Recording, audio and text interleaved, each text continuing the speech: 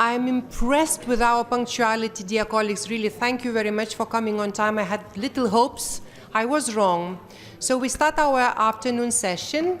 And prior to this, I just wanted to remind you that I saw some people taking photos, and I understand you're not taking shoots of me, so you're most probably taking the slides. Don't do that. It's not necessary. Everything will be put on our webpage. So be sure that you will get all the information. So we start now with my colleague Kim Hublé, auditor of this house, who had to speak in the first part of our day. Kim has been working in the court since 2010, and she's very involved and very good at performance audits in the area of external action, security, and justice. So Kim, the floor is yours. Thanks. So not a keynote speech, but a case study this time. The audit of ECA Sahel, Niger, and Mali. It's a report which was published in 2018, and the audit work was carried out in 2017. So it was called Strengthening the Capacity of the Internal Security Forces in Niger and Mali, Only Limited and Slow Progress. So the audit work was carried out from May 2017 to September 2017.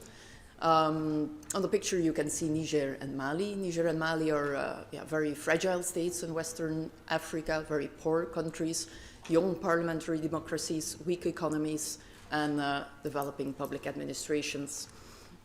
When did these missions, when were they implemented? When were they started by External Action Service? Well, first there was in March 2011 the EU Strategy for Security and Development in the Sahel. And then there were some fact-finding missions carried out by FPI, so the Foreign Policy Instruments Unit of the European Commission, and by the European External Action Service to Niger, to Mauritania, to Mali.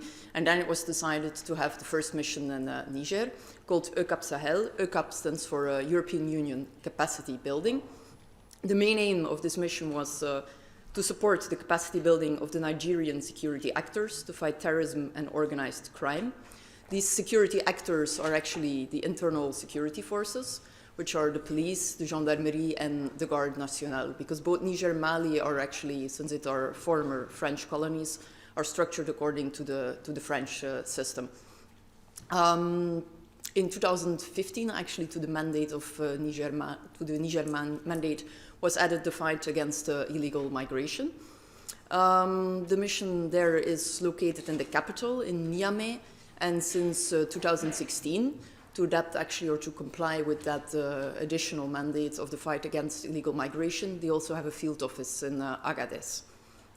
In 2014, then ECA Sahel Mali was implemented to allow the Malian authorities to restore and maintain constitutional and democratic order and the conditions for lasting peace in Mali. So far, actually, the mission is only located headquarters. The headquarters are located in Bamako. The purpose was actually to go to the regions, but due to the security conditions, which are extremely difficult in that country, the mission could not yet go to the regions. So why did we do the audit? Who were our auditees? What were the main challenges we encountered? What audit questions did we ask? What did we find? And of course, we are a court of auditors, so what did we recommend? Why did we do the audits? Because the CSDP is actually a key instrument to develop the European Union's foreign policy. Also, the Sahel region, there was an increase in terrorist attacks, in organized crime, in migration problems. And of course, CSDP, it's an important tool for EU visibility, as well for member states' visibility, and there's a high importance attached to these CSDP missions by the European Parliament. The budget for ECA Sahel Niger was almost 70 million euros for 2012-2017, increasing budgets of 94 million euro for the period 2018-2020. These missions are actually always established for a period of 2 years with the possibility to be extended. ECA Sahel Mali had a budget of 66 million for 2014-2017, an additional 29 for 2019, and now they've been extended to 2021 for a budget with a budget of 70 million euro. It has to be stated that the real amounts are actually much higher, since all the member states are actually seconding their members from police, from gendarmerie to these missions, and member states keep on paying their salaries. Who were our auditees? Well, the European External Action Service, as they are responsible for implementing these missions, for managing these missions, and more in particular, their civilian planning and conduct capability, the CPCC, and the Crisis Management and Planning Directorate, the CMPD.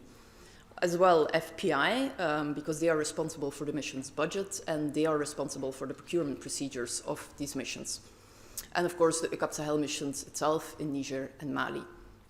Main beneficiaries were the internal security forces in Niger and Mali, the police, the gendarmerie, and the National Guard. What was our main challenge? The problem actually was we got some delays in the beginning of the audit because all the planning and all the strategic documents of these missions, the concept of operations, the operational plans, the 6 monthly strategic reviews, actually the most important documents, they were classified as EU restricted. And despite the fact that the court has access rights according to the treaty, we were not allowed to read them or to receive them. So after very long negotiations of about 4 months, we got read-only access in the secure room of the Commission here in Luxembourg. And actually before getting these documents, all member states were also consulted and were asked if we could have access to these documents. Recently, we had a service level agreement signed between the court and between European External Action Service so that these problems will no longer occur in the future. So which audit questions did we ask? The main audit question was, are the ECA Sahel missions in Niger and Mali effective? The sub-level questions were then, did EAS plan and implement the ECA Sahel missions well? And have the ECA Sahel missions strengthened the capacity of the security forces in Niger and Mali? When we do audits here in European Court of Auditors, we always have the main audit question and we always have some sub-audit questions. And based on that, we also define some audit criteria and we do the audit according to these audit criteria. Our audit approach was actually an analysis of all these EU strategies and policies, the implementation and setup of the missions by the European External Action Service. So we had interviews with people in External Action Service. We read the concept of operations, the operational plans. We looked at all the changes in the mandate, the changes in the objectives. We looked at the achievement of the mission's tasks and objectives. And then these missions are mainly carrying out actually training courses for the internal security forces and then some kind of projects which mainly consists of giving equipment either related to training, for example, in forensics, or training, for example, in terrorism. And they also give advice to the ministries on adapting laws in the recruitment procedures for the internal security forces. So what did our audit work include? We did a desk review. We had some interviews in Brussels with External Action Service, with the Commission, with permanent representatives of member states, which are in the civilian committee. And then we went on the spot as well to Niger and to Mali. We spoke with the people who are working in ECA Sahel, Niger and Mali. We met the main beneficiaries, so the internal security forces, the police, gendarmerie, Garde Nacional. We spoke with the people who are training there. We spoke with some trainees, what they thought of the training courses. We spoke with the main stakeholders in the security sector in both Mali and in Niger. For example, in Mali, there's also MINUSMA, United Nations, so we also went to visit them.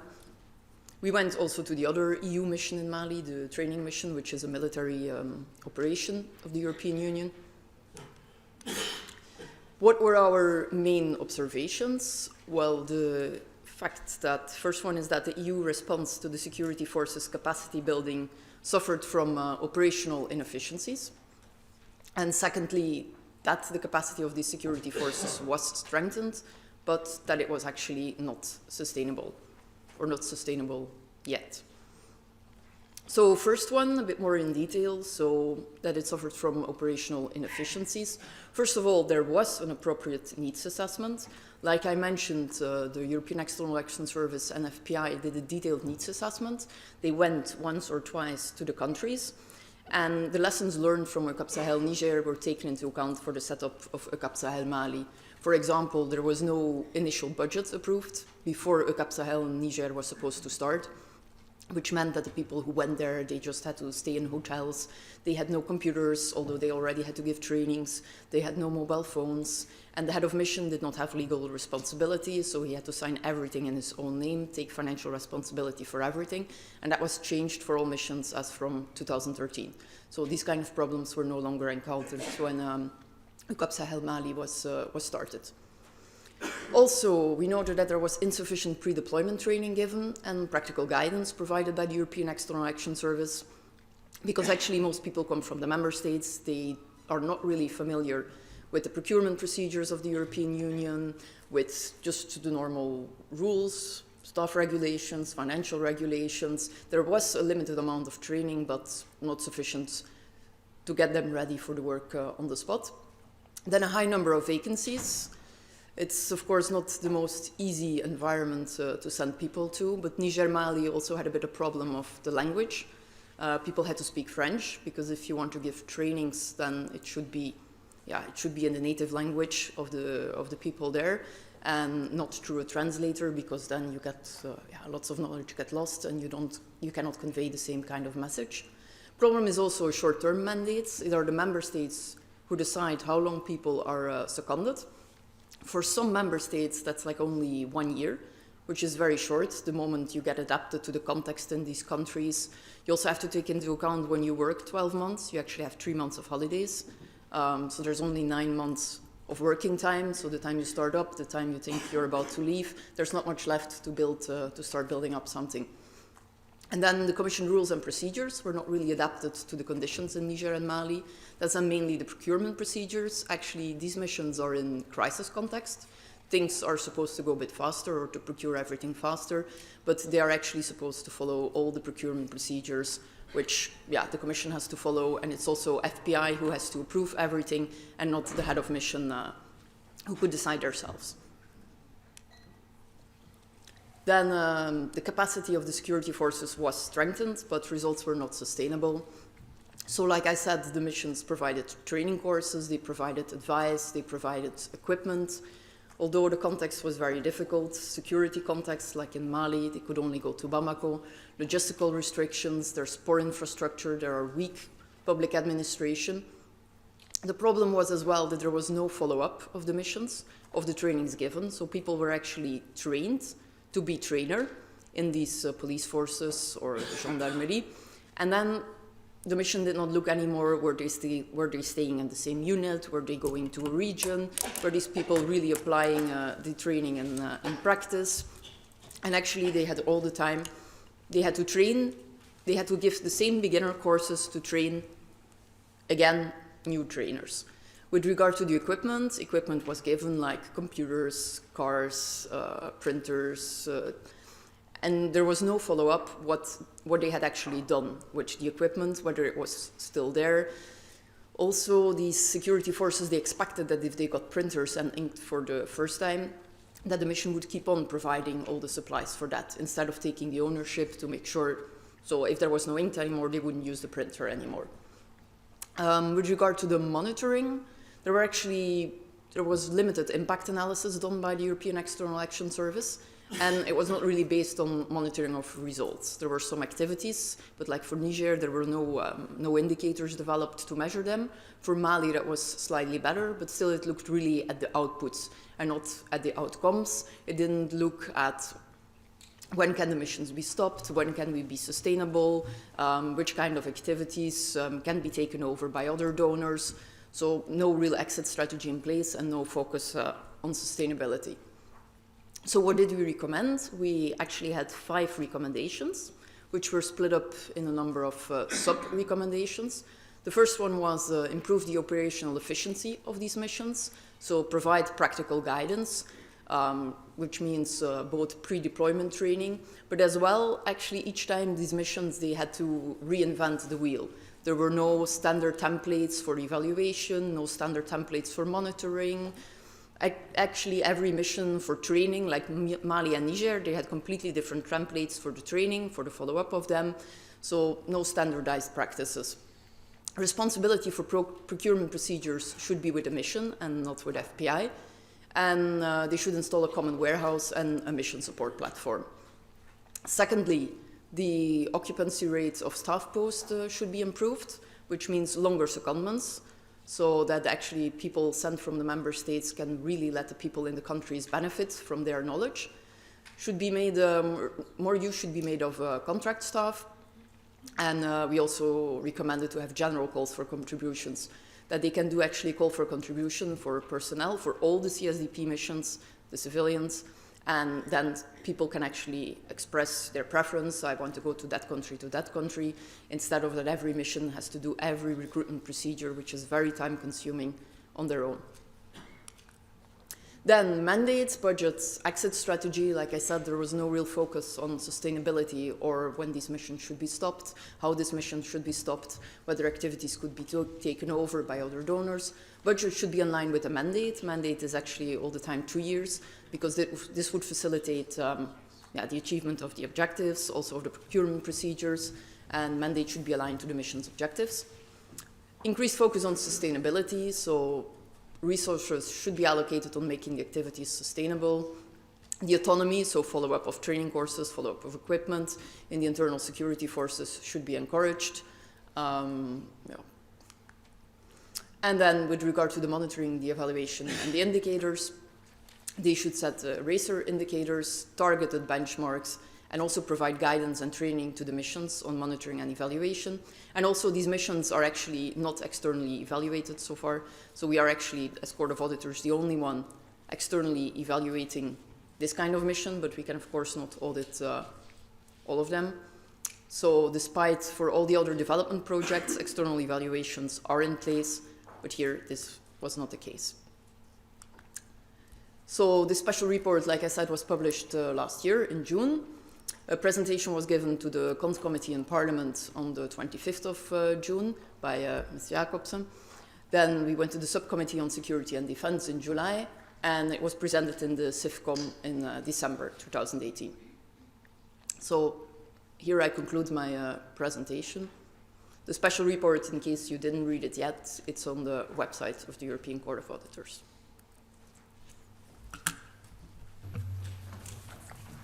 Thank you very much, Kim. And now we go to a keynote speech that we didn't have the pleasure to listen to in the first part of the session. So now it comes the time for it, on EU defense governance, accountability, funding, financial audit and control. And that will be presented by Madame Ana Gomes, the member of the European Parliament since 2004. Madame Gomes has been re-elected in 2014 for the third time. And she is a full member of the Subcommittee for Security and Defense. She's a full member of the Delegation for the Relations with the United States and the Delegation to the Parliamentary Assembly of the Union of the Mediterranean. And Madame Gomes has also been a career diplomat between 1980 and 2003. So the floor is yours. Thank you. Thank you. Great pleasure to be here with you and to be sharing with you my experience as member of the Subcommittee on Security and Defense since it was formed in 2004. Now that I'm leaving the Parliament and going to act in civil society, namely in ensuring monitoring of several areas, but including defense contracts, defense procurement in particular, in my own country, Portugal.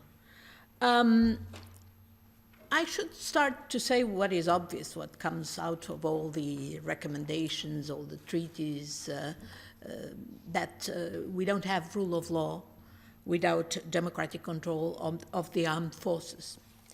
But actually, it's not just about democratic control of our armed forces, of all the European members of the European Union. It's actually about governance of the European defense. We need a proper institutional setup for that. And things have been changing. When I entered the Parliament in 2004, it had been quite of a fight to establish the Subcommittee on Security and Defense. It's not even a committee. It's a subcommittee of the Foreign Affairs Committee. There are two subcommittees, Security and Defense and Human Rights. I was a member of both, always, because I believe that one goes with the other. we can't have human rights without security, ensuring security. And of course, you cannot ensure human rights, you cannot ensure security if you do not respect human rights. And I say this because, of course, we're not talking today, but that's an area that absolutely also needs oversight, which is the whole area of private military and security contractors that are not armed forces, that are not included in the oversight that is traditionally done by national parliaments or by the European Parliament, but are there very much more and more as a result of all these neoliberal policies, and actually contracted by European governments, by European institutions, to even to articulate with our CSDP missions, to give protection to our ad hoc delegations or even permanent delegations in several countries. And this is an area which has been full out of any oversight. So I leave it there with this note, and I'll try to focus indeed, as I said, on the governance of the European defense. That is even more important today. I mean, because of course in 2004 it was very difficult to establish the subcommittee. It had been until then very difficult because member states were in denial that there was a need for a Europe of defense. It's quite different world we have today. And in a way, we have to thank Mr. Trump. Inadvertently, he helped. Now we talk about a union of defense. It makes a hell of a difference. And indeed, many things have happened. I would say most important, of course, the constitution, the creation of EDA, at the end of 2003, exactly when the rift among member states was the highest because of the Iraq War and the division that was fueled by those who saw a new and an old Europe. And of course, because of all the CSDP missions that in the meantime have been developing in the framework of a European security and defense policy. And in this regard, I would say the Parliament has had, the European Parliament has had a significant control over the European security and defense, I mean, in particular, the European foreign and external and defense policy, foreign and security policy, and indirectly as well on defense and security policy, through the budget, of course. And namely, but more fine-tuned, more specialized, more defense-oriented approach, which is, of course, to be given by this subcommittee on security and defense, has been somewhat shared with the committee on internal market, which oversees the defense procurement. Anyhow, talking about governance of the European defense, let me recall that we have no shortage in the treaty, in the Lisbon Treaty, of reference to several mechanisms that would enable, indeed, this governance. And I would start with the Permanent Structured Cooperation, Pesco, and now the experiment with Pesco really enables a significant oversight to develop. Not only enables, but calls for it. We have the General Enhanced Cooperation in Article 20. We have, of course, the Solidarity Clause. We have the Mutual Assistance Clause, the Flexibility Mechanism, and, of course, the Article 346 that is very relevant for defense procurement, joint defense procurement. I think that Pesco really offers a great opportunity because it indeed, we have a list now of concrete projects that are to mitigate European defense shortfalls. There are to deepen the military cooperation, the level of solidarity, and since it has a multilateral but also permanent nature, this will play a role in fighting fragmentation, not just in military cooperation, but as well in the internal market. And it entails a level of political ambition and a gradual process of intensifying cooperation that, of course, should be indeed helped by increased oversight and control, including financial control. So there's a virtuous circle here that really cannot be wasted. And I think together we would need indeed to institutionalize. We have it already, I mean, defense ministers meeting, but we should institutionalize a European Council of Defense that would be permanent, that would encompass all members and not just those who are participating in Pesco projects.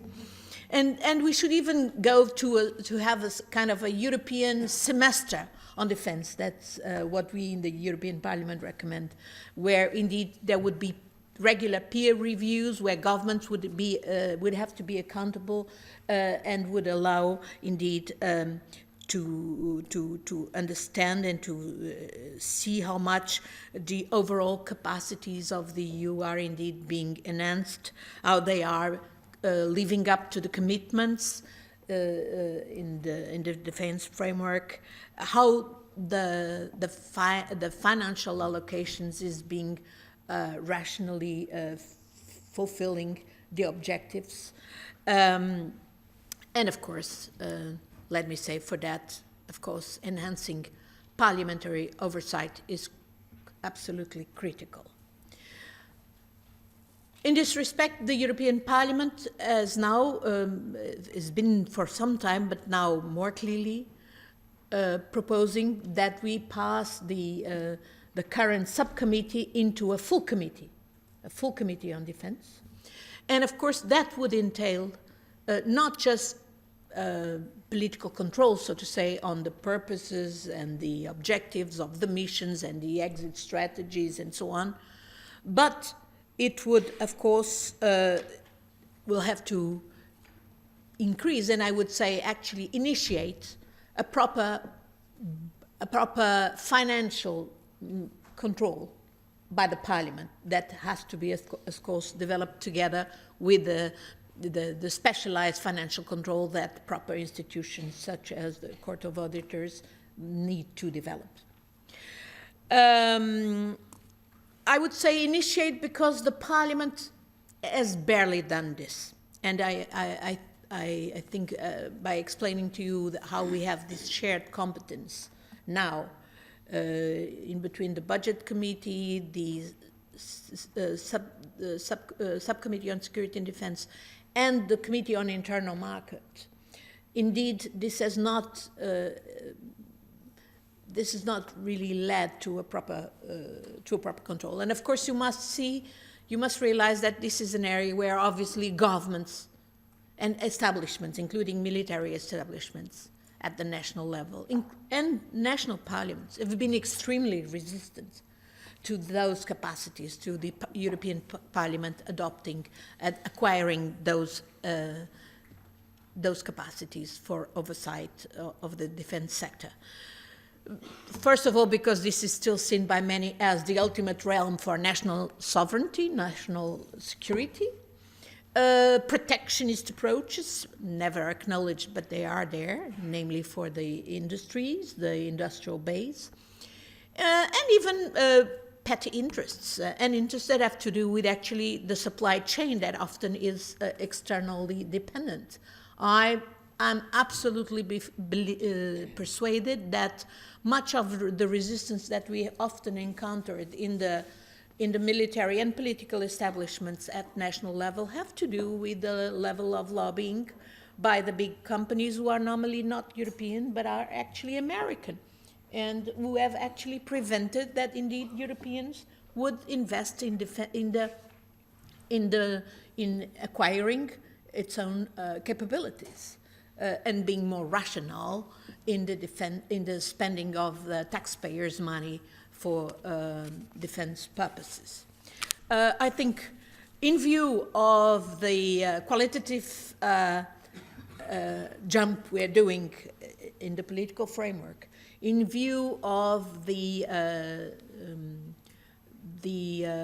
projects that are now being developed in the framework of Pesco and the European Defence Fund, and also with the involvement of programs such as Horizon 2020 and COSME program, of course, that is really important, that indeed this oversight, financial oversight, will be increased and ensured.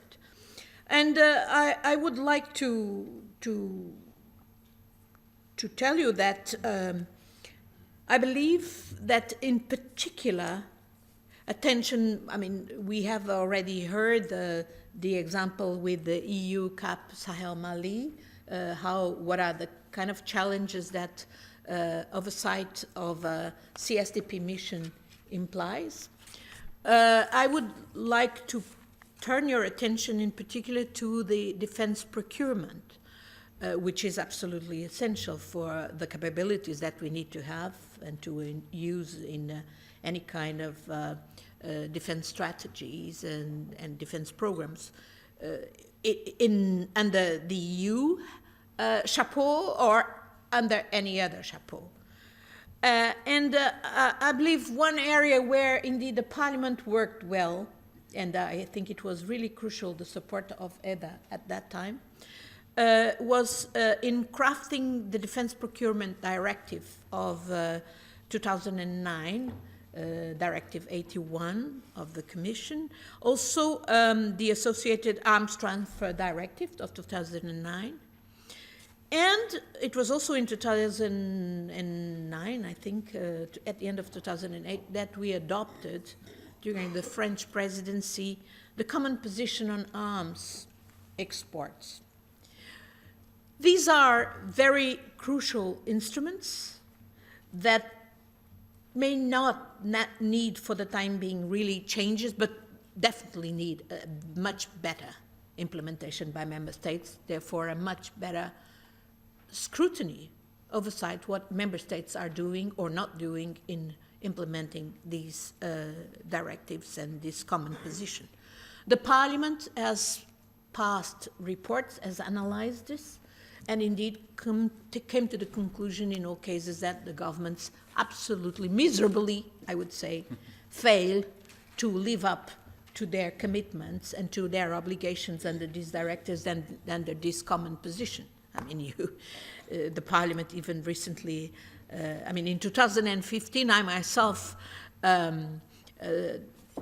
was the author of a report on the impact of developments in the EU defense market on the security and defense capabilities, that actually concluded that member states, the fragmentation was dominant, that they were not living up to these directives. The Commission itself has even more recently concluded along these lines. But in 2015, what I was able to express in this report was also that in some respects the situation had gone backwards because, of course, as a consequence of the financial crisis, much of the crucial tenets of this whole, the rationale for these directives was being put in question. I mean, the need for a strategic autonomy of the EU and therefore investment in a European technological and industrial base was essential. But we were seeing going backwards because of the impact of the financial crisis and the way member states simply couldn't care about allowing strategic sectors of our defense and industrial, technological industrial base be under the control of foreign powers, And the same thing with industries, defense industries, with crucial capabilities that were being bought and then became under the control of foreign powers. And of course, a major one is China. And it's not only that; it's also critical infrastructure. I mean, I come from Portugal. China now controls the power distribution network, ports, and they do control ports in Greece as well and in other members. And these are critical infrastructures. So how can we actually pretend that we have a strategy of European security and defense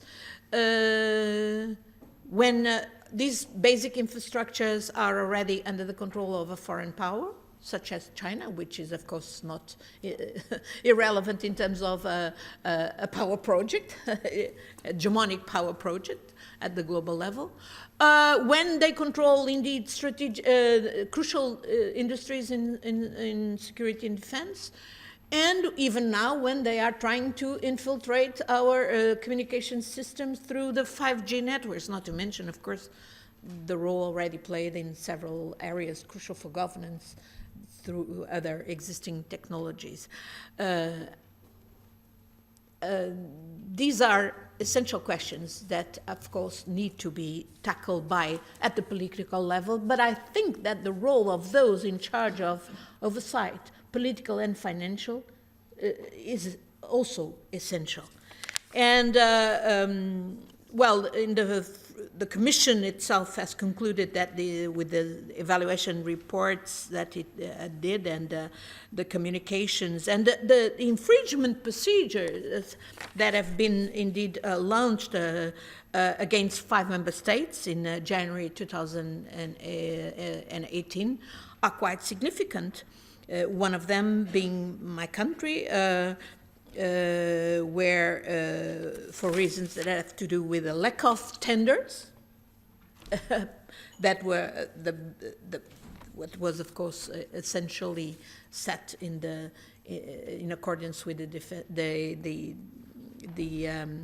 Defense Procurement Directive, but also in the case of Denmark and the Netherlands because of the imposition of unjustified offset requirements. And of course, offset requirements, it's something which is an heritage with which we must do away. Of course, this is an area where there have been probably different perceptions between European Defence Agency and the Commission. The Commission considering that we should simply do away with offsets. The European Defence Agency considering that there could be benefits if those offsets would be indeed geared into strengthening capacities in the area of security and defence. In any way, what I can tell you, having worked in several cases in my own country, is that I believe that offsets are a very glaring conduit for corruption. Very often they do not meet the objectives, even when the objectives are defensible in terms of, indeed, major contributions to upgrading the capacities in security and defense. But indeed, they rarely meet those objectives, but they very often, very significantly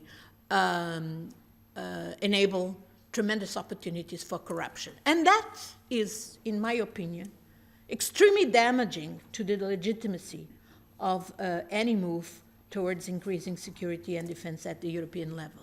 This is a crucial, crucial question. And I believe that in this respect, European Parliament, national parliaments, but national and European authorities of financial control, such as the European Court of Auditors, such as the Commission, of course, but also national courts of auditors, play a crucial role. And they have often not played that role. And I say that with much regret, looking at the experience in my own country. I can just give you an example. I could give you lots of examples. I could give you, for instance, I think it's important to tell you about the example of the purchase of 2 German submarines, which led my country in 2010 to have to pay 1 billion euros. And that had a direct link with the situation in which we were forced to indeed borrow money and then be under this program of the Troika, the austerity under the Troika. This contract of the 2 submarines was, because of the Portuguese prosecutors' work, was led to investigations in Germany. In Germany, you have companies and individuals condemned, sentenced for corruption. None of high officials in my own country. Till this day, no one was found corrupted in my country, and the case was closed under the statute of limitation. And they were, of course, working for the status of limitation. What I found out in this case that I have particularly pursued was that the prosecutors in Portugal, to decide to close a case under the status of limitation, they despaired because they did not have full cooperation from the German judicial authorities, not to mention the political ones, but the judicial authorities, in disclosing elements that had led them to convict these people for corruption in Germany. Because in Germany, the system is that once you got the fine, you impose a heavy fine under those people corrupted, then that's the job, and you don't have to share these elements. And of course, in this particular case, I believe there was a critical element of protection of the corrupted high officials, politicians who were involved in the contract in Portugal. And a most recent example. As part of that contract on submarines, Portugal was supposed to get offsets that would exceed the cost of the submarines in about 1/3. Ridiculous, but that's how it was crafted. Of course, 50% of these offsets were supposed to benefit the Portuguese shipyards in a place called the north of Portugal, Viana do Castelo, which were shipyards that were supplying the national navy, but as well producing for commercial purposes. Anyone would order ships there could do it. In 2006, rightly, the government of that time had placed an order for 5 high-sea patrol ships with the national shipyards for the national navy. Of course, the government was supposed to pay the national shipyards for building these 6 shipyards. In 2012, under Troika supervision, the government decided to privatize the shipyards. They didn't have to privatize. They used lying arguments such as the Commission was forcing reimbursement of state aid money. There was no state aid because obviously if the government was ordering the shipyards to build these ships, it had to pay for that. It would have to pay a foreign shipyard if it was to place the order outside. The government did not answer the questions by the Commission and decided to privatize under the title of subconcession to a single company who is now producing the ships. And for that, they canceled this order of 6 ships to the Navy that had been placed by an earlier government with these national shipyards. Once the shipyards were privatized and then given to the single company, private company who now controls them, the same government, this all happened during Troika years, decided to give the order for building of these ships to the new company, to the new private company, without public tender, and even without taking in consideration the money that the state had disbursed to pay for this, the drawings for the ships and all that. I placed a complaint with the European Commission, and with the European Public Prosecutor. A case was open, but with the Portuguese Public Prosecutor, sorry, with the Portuguese Attorney General. A case was open. An investigation was launched. This had a clear connection with a lot of other murky business, including the offsets that were never paid to these shipyards, by the way. 50% of the offsets of the submarines were supposed to be paid to those shipyards and enable the capacities of these shipyards. They never received that. In the meantime, they were privatized. Now, the new private company receives the contract without public tender to build the ships for the Navy. An investigation is launched by the national prosecutor.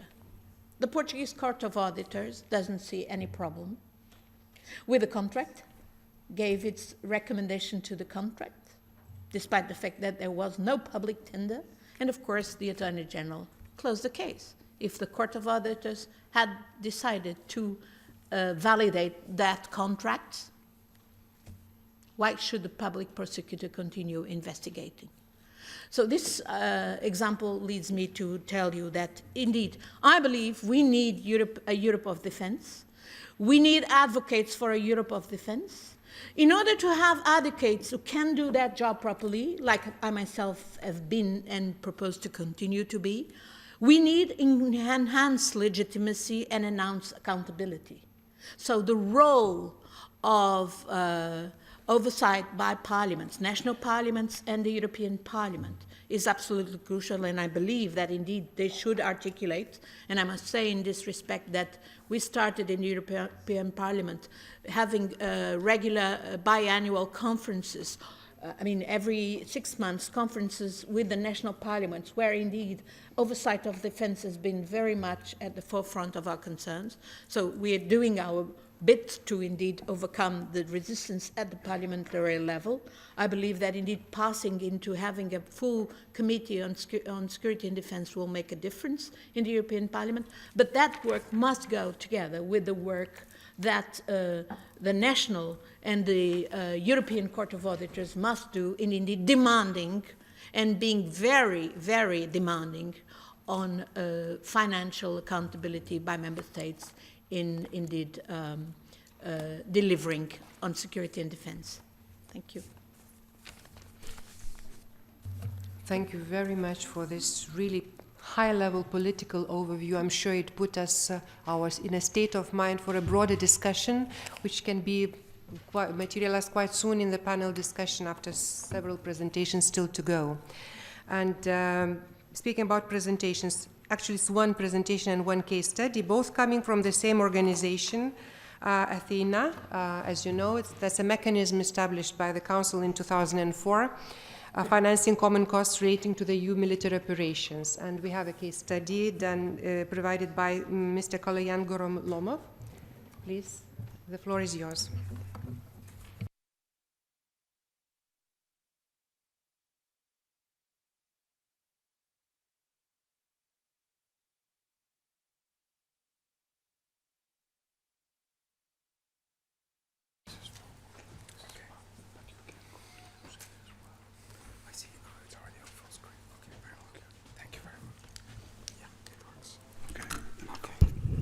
Madam Chair, Excellencies, dear colleagues, good afternoon. Thank you for the opportunity to speak. My presentation is called Accounting of Operations Financed under the Athena Mechanism, and the aim is to provide you with an overview of what is the Athena Mechanism and some of the challenges that we're facing in the area of accounting and how we're addressing these challenges. My name is Kaloian Gorolomov. I'm a permanent official at the Council of the European Union, and for the past 5 years I've been serving as the accounting officer of the Athena Mechanism. So what is the Athena Mechanism? The Athena Mechanism was set up in 2004. It is a mechanism which handles the financing of common costs related to EU military operations under the EU's common security and defense policy. The idea is the following. As you probably know, the treaties prevent the European Union budget from financing military operations. So in order to facilitate such instruments, forwarding the common security and defense policy, the member states set up the Athena mechanism in order to finance the military operations run by the European Union. So on 1st of March 2004, the Council of the European Union set up Athena. 27 member states contribute to the financing of the military operations. Denmark, as you know, has opted out of military matters. So Athena finances the common costs of these military operations. That is including what exactly is the common cost it is laid out in the Athena Council decision. I'm not going to go into a lot of details of this, but these are, generally speaking, the common costs of running European military HQ and FHQ.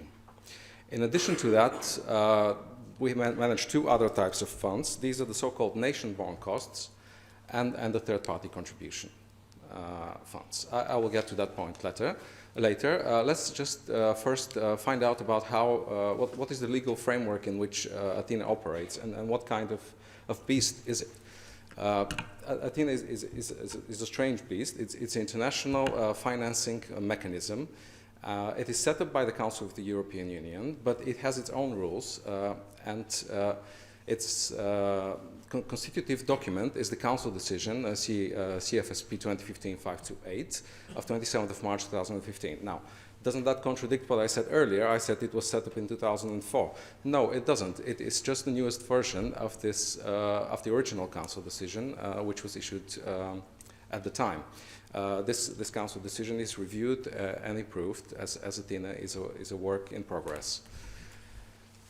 Internally, Athena has the Athena financial rules.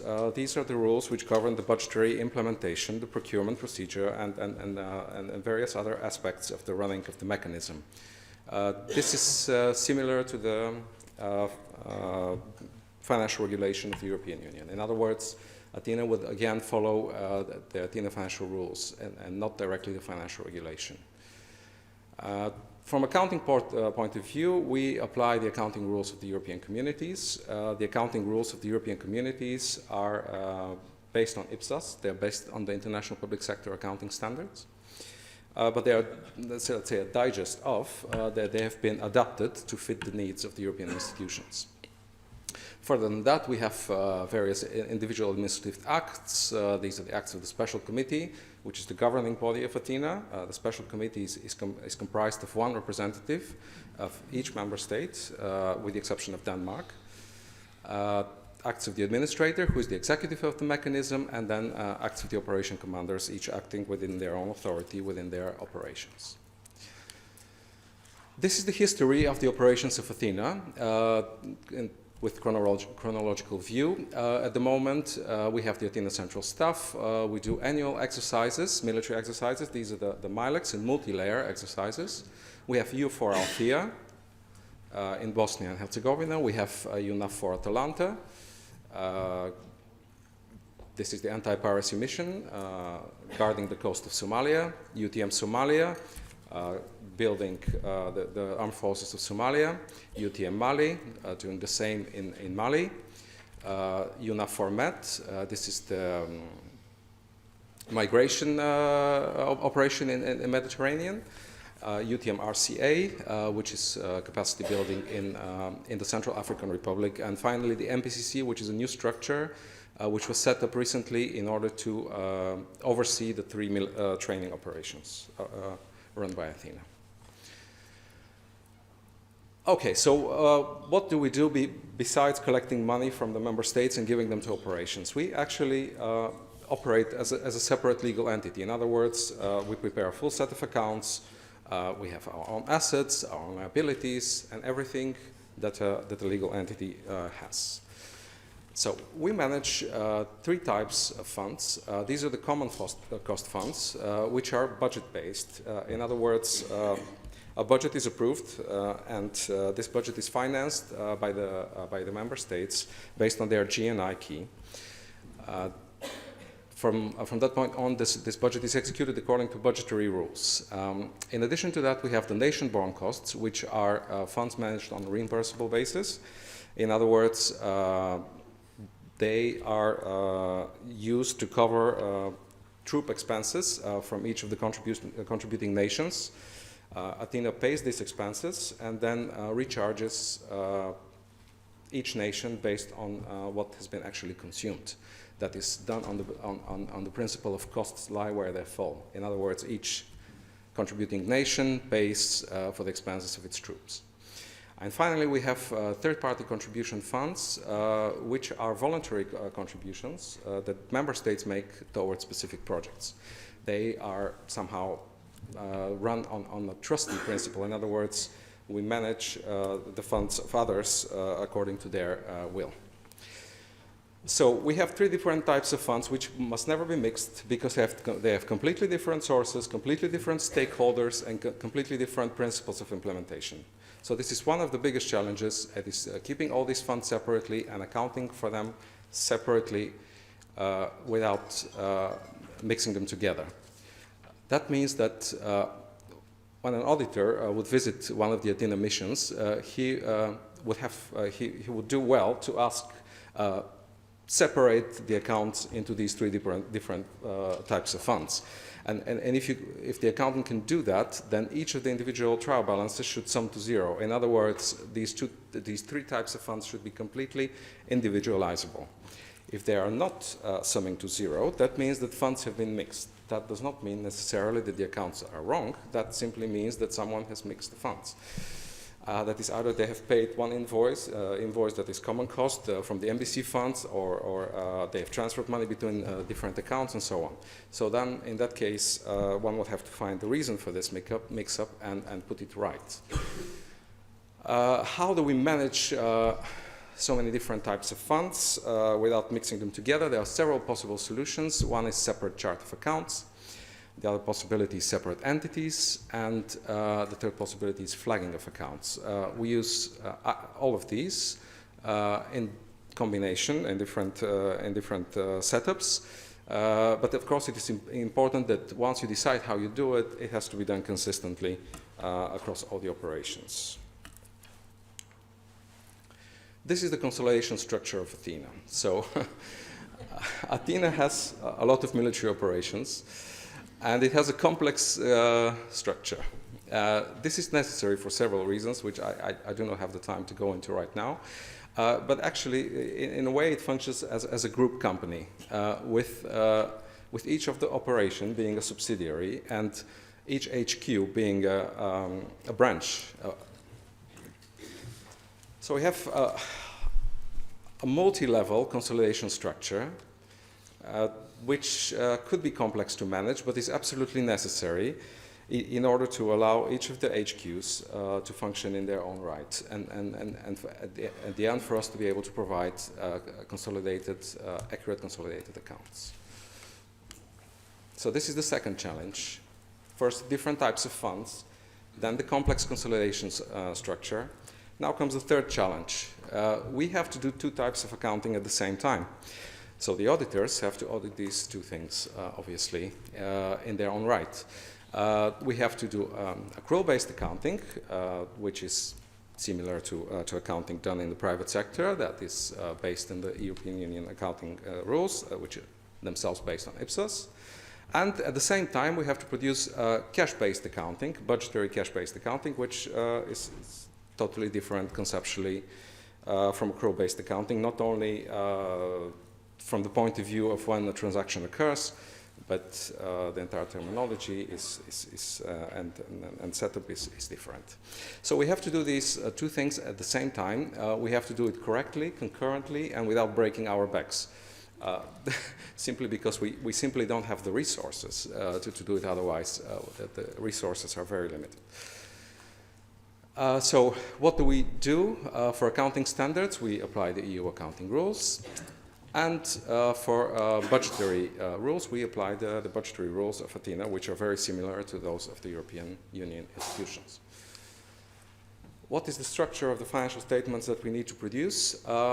This is it. It consists of budgetary outturn account, which is a report on the budget execution on one hand, and on the other hand, IPSA's structure of financial statement, statement of financial position, statement of financial performance, cash flow statement, and so on. The usual financial statements that you normally see. Now, a little bit about our budgetary structure. We use differentiated appropriations, which means that we have commitment and payment appropriations. They are different, and they are tracked individually. In addition to that, we have transfers of appropriations, which allow us to move appropriations between budgetary articles. We have the possibility to amend budgets. We have multi-annual commitments, which makes things quite complicated sometimes.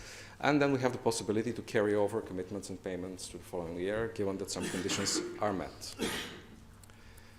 What are commitment and payment appropriations? Commitment appropriations are basically a limitation of the legal commitment that the authorizing officer can enter into in any given year.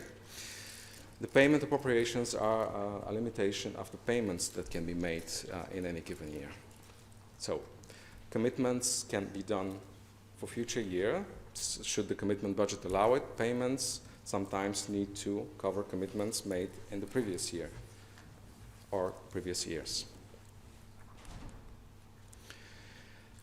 Another thing that we have, as all European bodies and agencies, we follow the principle of segregation of duties, also known as the four eyes principle. As a minimum, we must have an authorizing officer and accounting officer. In addition to that, there could be also other actors in the workflow. This is sometimes necessary. For example, you could have an initiator, a verifying agent, but always, as a minimum, you must have two officers serving as authorizing officer and accounting officer, being different from each other. This is regulated by the Athena financial rules. Luckily for us, we're not in the situation shown on this cartoon. In other words, we do have a workflow which facilitates this approval process. We don't have to push the button at the same time together. So, moving on to the challenge of conducting accrual-based and budgetary accounting at the same time. Each of these two types of accountings live in their own world, so to say, but they do have certain areas which overlap. So it is essential when one sets up the accounting system, which has to do that, is to think about these areas which overlap and make sure that transactions are not unnecessarily repeated if one can be derived from the other. The chart you see on the screen provides an overview of the different accounting operations which exist in their own respective worlds. In the world of accrual-based accounting, we have accruals, prepayments, provisions, depreciation, and write-offs, which are totally foreign to the budgetary accounting. There is nothing of that sort there. On the other hand, in the budgetary accounting, we have commitments, carryovers, and contracts, which do not immediately impact the accounting. And then in the middle, in the overlapping area, we have expenses, payments, asset purchases, revenues, and VAT, which do impact both accrual-based and budgetary accounting, although they do so in a different way. So once the system is set up, it has to be done in such a way that everything is booked in a proper way in these two respective types of accounting without creating additional work. Here is how it's done. Just a little bit of it. I'm not going to go into very much detail, but this being an auditor's conference, I've afforded myself a little bit of technicality. I hope you can bear with me. So we have linked budgetary and accrual-based accounts. It is not necessary to do in order to produce accurate accounts, but it is practical. And we have done this on the principle one-to-many. There are several reasons for that. We don't have much time to talk about this, but we have only a few budgetary articles. We need much more detail in accounting, so we have followed this approach. Once the budgetary article is selected, the person working in the system would have to choose also the correct general ledger account, which is available for this particular budget article. The choice is usually between asset account if we are dealing with asset purchase, expense account if we are dealing with an expense, or a VAT account if or a VAT account if any VAT receivable is involved in the purchase. This seems fairly straightforward, but it turns out to be challenging for the operations. We have a lot of rotations, and sometimes the actors there find it difficult to make a judgment what is an asset and what is not. The following is a life cycle of accounting, which shows the life cycle of a purchase operation. It has, as you can see, 6 different steps. It is important to understand this life cycle when designing an accounting system, but it's also important to understand it when editing it, when auditing it, because it is not only important in the audit process that a transaction is booked correctly, it is also important to see that events have taken place in the proper order. In other words, if you have a budgetary commitment which has been booked after the invoice from the supplier, that means that although the final transaction can be correct, there is a contravention of budgetary rules in the sense that the budget has been reserved after the commitment has already been made, something that should not happen. So, what can we say about some of these statements? First is more intended to be a joke. Cash is fact, everything else is an opinion. But yes, indeed. we always have to start with that. And we always, yes, must establish first that the cash accounts are at least correct before we move on to everything else. But the more interesting questions are, is it possible to reconcile the budget execution report with the profit and loss statement? Yes, it is. It is not only possible, it's absolutely necessary because the financial statements must include the reconciliation of budgetary outturn account to economic outturn account. We always do that, and the reconciliation simply takes account of the differences between the cash-based accounting and accrual-based accounting, starting with the budget outturn, comparing it with the economic outturn, and then accounting one by one for all the differences. At the end, the sum of all the increasing and decreasing differences should add up exactly to the difference between the two. Is it possible to reconcile the budget execution report to the cash? Absolutely. That should always be done and doable. As budgetary accounting is done on cash basis, then it should be fairly simple to reconcile it. The starting money in the accounts, the starting cash position plus all the received contributions minus the budget execution should equal the closing situation in the cash accounts. This is, I'm afraid, this is all we have time for today. Thank you for your attention, and I welcome any questions on the sidelines. Thank you. Thank you, Mr. Gorolomov. The questions will come in the panel discussion, not now. But your case study indeed brings us very well, nicely to the main problems in auditing Athena common costs. Are you going to take the stand? Okay. Yes, please. As you wish. I just thought. Okay. While you're going, I'll present the speaker, Mr. Angelo Quaglini, a member of the College of Auditors of the Athena mechanism since 2013, and he's equally the magistrate of the Italian Corte dei Conti, and has taken many positions, for example, a member of the Board of Auditors of the Italian Transport Regulation Authority, member of the Supervisory Committee of the European Anti-Fraud Office, and worked also at the Italian Central Bank, and so on. So the floor is yours. You're ready. Thank you. To begin with, I'd like to thank the European Court of Auditors and its members for the invitation to take part to this interesting conference and workshop, which in my opinion is a great opportunity to exchange our experiences in auditing the defense sector a field which, as we all know, is marked by several peculiarities which also affect the auditor's activity and works.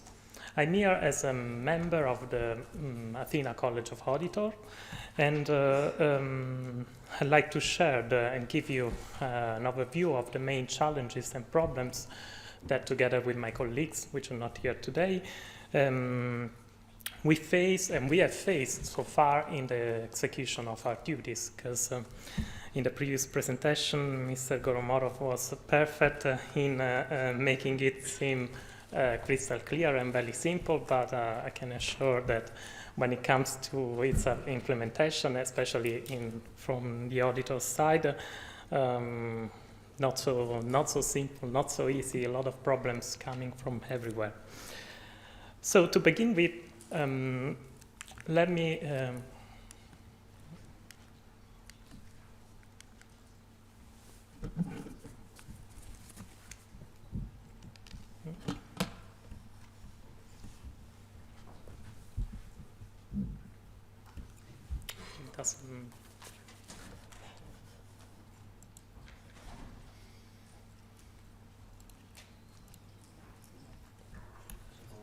it doesn't change those slides.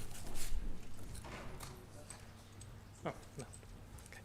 So, before starting, I think it's important to give you also a brief description of the functioning and the structure of the Athena mechanism and the role played by the College of Auditors within its governance, because I think that the scope of the audit mandate also qualify and affects the tasks and activities that we have then to perform and carry out in our duties. As already fully described by Mr. Gorolomov in the previous presentation, Athena mechanism is a financial mechanism that finances the military operation under the EU Common Security and Defense Policy. Currently, there are 6 operations which are active, but I'm going to skip them because Mr. Gorolomov has already mentioned them. To this scope, Athena collects contributions from member states and uses them to cover common costs. So the definition of common cost is stated in the Council decision establishing the Athena mechanism and setting the basic rule of its functioning. And it refers to basically to the incremental costs required for the execution and for the operation. Of course, the definition and notion of common cost is a key aspect in the Athena functioning and in the Athena legal framework, as only common costs can be financed through Athena funds, while other costs should remain as a cost borne by the single nation. And of course, it also matters in terms of auditors of audit, because we as auditors must be able to distinguish between the different categories of costs. So since, due to its importance, the Athena legal framework provides for different sources of common costs. The decision itself lists a series of items that can be considered common costs, but there are also other sources that can be activated on a discretional basis. For instance, the Council has the competence to authorize other common costs, and also the Special Committee, which is the place where all member states are represented, can decide that other costs are considered as common costs upon specific request of the operation commander.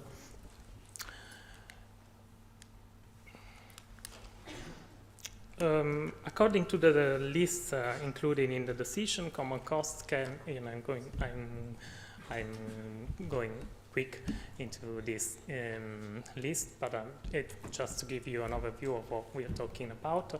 Common costs can incur either in the preparatory phase and in the active phase of the operation, and also in the winding up phase, so when the operation is terminated. And in the preparatory phase, basically they are costs incurred for exploratory missions and preparations by military and civilian personnel, and also military medical services, while in the active phase, which is the most relevant part of the operation, Common costs are incremental costs for OHQ and FHQ, such as transport, travel, administration, civilian personnel, communication, IT equipment, infrastructure, public information, public relation, and acquisition of information, together with medical services again.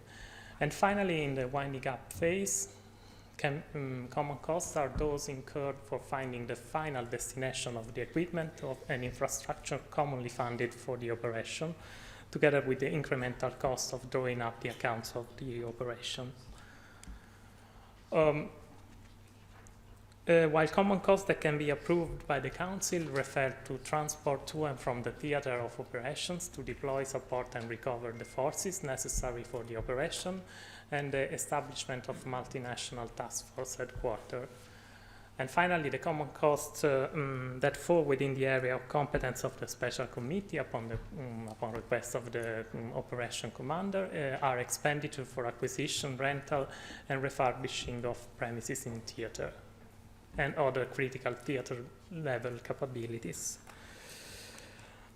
Within this institutional framework, the College of Auditor, which is composed of 6 representatives of national supreme audit institutions.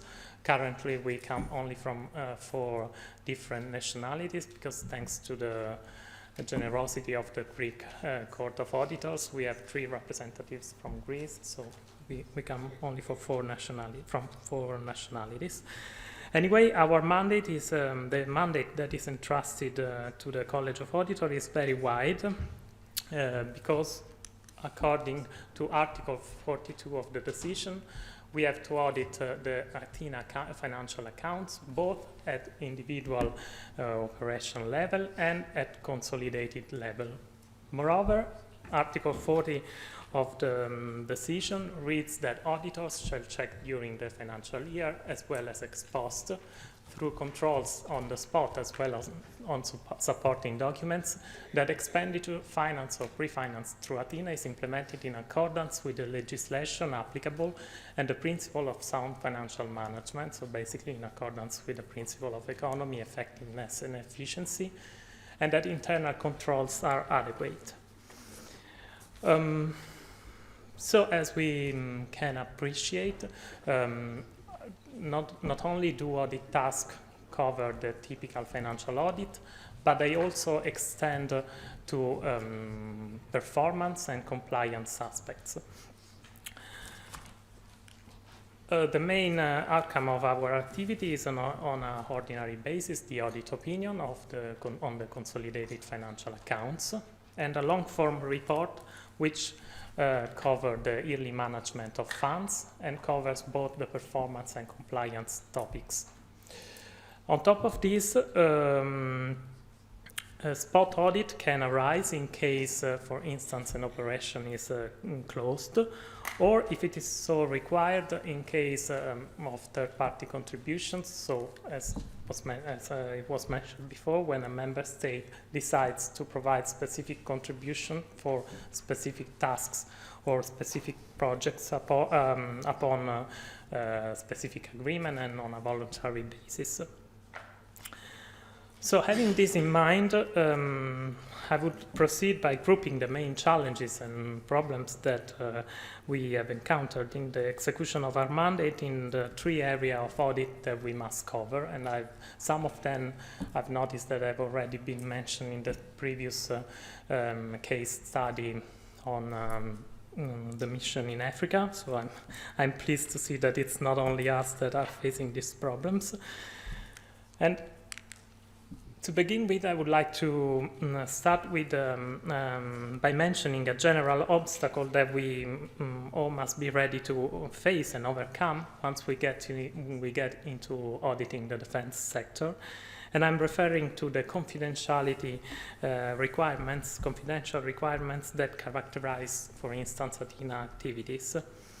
It implies, first of all, that before carrying out their task, auditors should have received a clearance for access to classified information up to a certain level of secrecy, which in the case of Athena is EU secret. And this is a prerequisite that often creates problems when in planning audit activities and informing audit teams, because obtaining security clearance according to the different national legislation and regulation can be very time absorbing and time consuming, thus creating and producing delays in the audit activities, especially when it comes to replacement of audits, so rotation of auditors, and they have to request a new security clearance. Moreover, auditors shall ensure that they respect the confidentiality of the information and that they protect the data of which they acquire knowledge in the execution of the mandate. And they have to protect them in accordance with the rules applicable to that information or those data. This involves adopting specific precautions in treating, sending, sharing, and keeping the audit files. In this context, the difficulties in exchanging audit files, especially through ordinary communication means, which probably do not fulfill the confidential requirements, makes it necessary to increase the number of spot audits, which of course are very time consuming. Moving on to the financial audit, the main problematic area in auditing Athena accounts that we have found involve the assessment of the audit risk, the asset management, and the consolidation procedures. With regard to the first topic, when we assess the inherent risk and the control risk in order to perform the sampling procedures, we must take into account that military staff generally covers the key posts in the accounting and contracting functions. And we have found often that they are not 100% familiar with the accounting world, with accounting principles, especially the accrual one. They tend to rely more and to focus their attention more on the budget side of the financial management, so they tend to acquire authorization, they commit funds and so on, but when it comes to accounting, it becomes a different world. So this situation affects and increases the level of audit risk, thus requiring wide samples of accounting transactions to be checked, and of course a lot of efforts in the controls. And the situation can get even worse due to the high frequency in the turnover of the key accounting positions that are generally held up to 6 months. So the high rotation turnover forces us as auditor to reassess every year the entire internal framework in order to set the parameters of the risk analysis. Moving on to the asset management.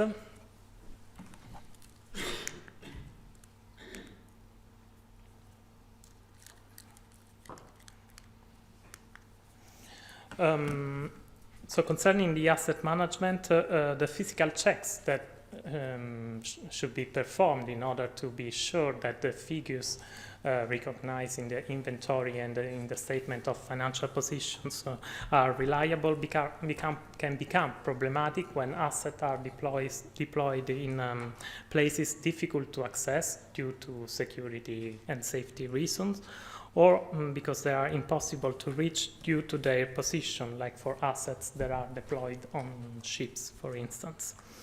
So it means that as auditor, we have to rely on paper and documents stating where assets are located, and we are not in the position to physically check them.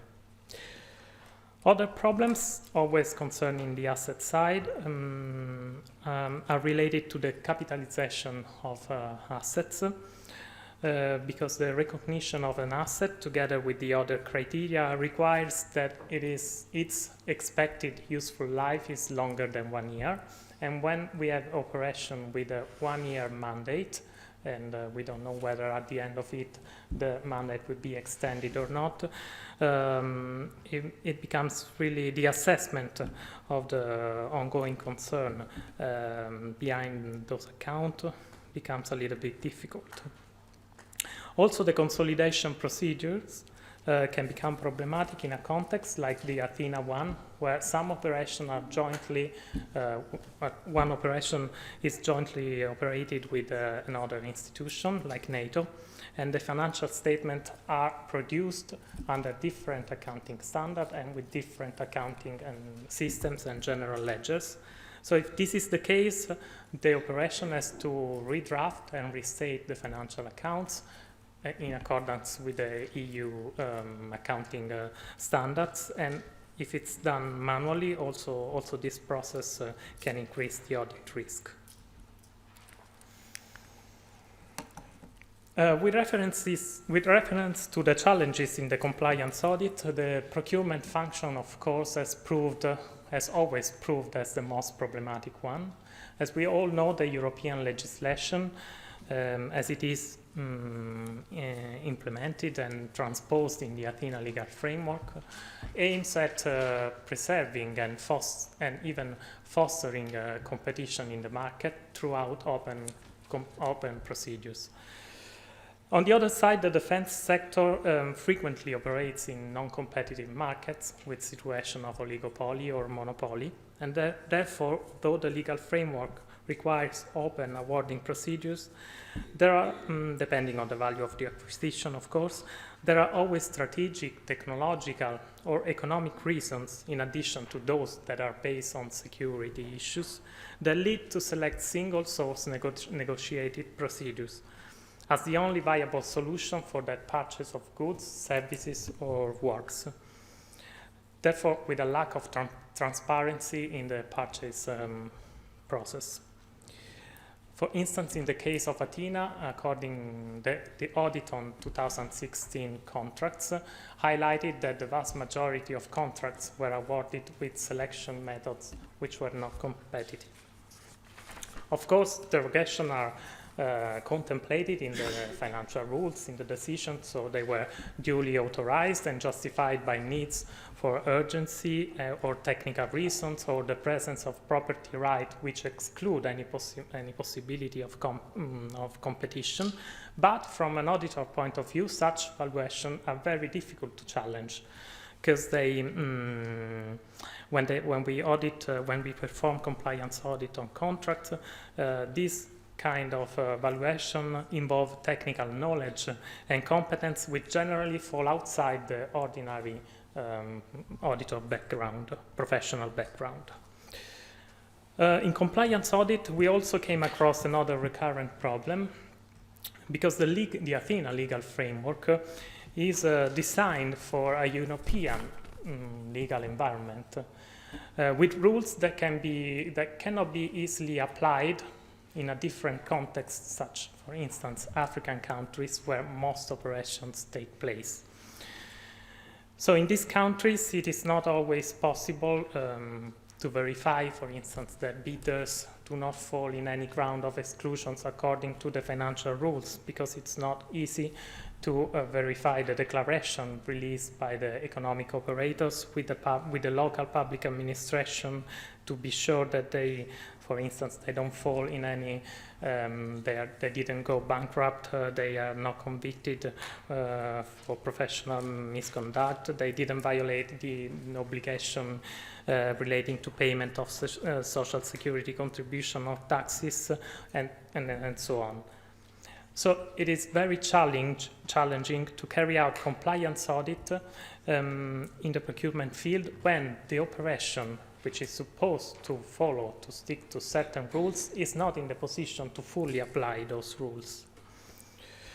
With this in mind, we have in our mandate, we have issued several recommendations which are aimed at balancing two different needs.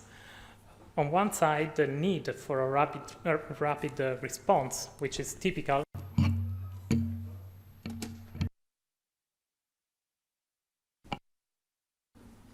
with the principle of transparency and competition, which inspired the European legislation. Of course, managing awarding procedures requires professionalized contracting authorities with highly skilled staff, which is not always available at a mission level. Therefore, we have to overcome these problems and balance the two needs. We have recommended that Athena, as much as possible, centralizes the contract procedures, and by delegating them to professionalized contracting authorities, especially for the most complex contracts and with a high economic value. This would also decrease the litigation risk, which is always a problem in the procurement field. Moreover, we have also recommended that operations make recourse to framework agreements already in place in the host country. This way, they can easily award contracts by placing more orders on already signed contracts without carrying out difficult, long, and heavy procedures. Finally, with regard to the performance audit, the main challenge that we face in this area is the structure and functioning of the Athena mechanism. Because as it was already mentioned, the contributions collected from the member states are only aimed at covering common costs, so they only cover partially the cost of the overall cost associated to the operation. For auditors, it is therefore quite hard to carry out performance audit according to the typical assessment of the performance audit, which is comparing the achieved result with the costs and the financial resources absorbed, because we only have a partial view of the total costs. Sometimes it's even a minimum share of the costs, because, for instance, common costs do not include troops, military staff, or some important military assets.